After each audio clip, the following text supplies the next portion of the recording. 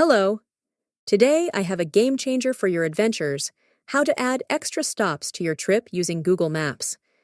In this quick guide, I'll walk you through the steps to seamlessly include those important detours without getting lost.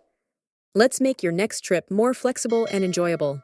Ready? Let's dive in. First, open the Google Maps app on your device and make sure you've got the latest version installed for the best experience. Start by entering your first destination and begin navigation as usual. Once the route is calculated and you're on your way, head to the upper right corner of the screen and click on the three dots. A menu will pop up, and here's where the magic happens. Look for the option labeled Add Stop and tap on it. This will allow you to add another destination to your route without losing your way. After adding the new stop, simply click Done, and Google Maps will automatically adjust your route to include the extra stop. You can repeat these steps to add as many stops as you need. And that's it! You've now successfully added additional stops to your trip on Google Maps, making your journey as dynamic and personalized as you want.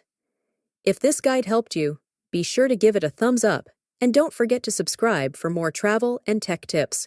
Thanks for watching, and happy traveling with your customized itinerary.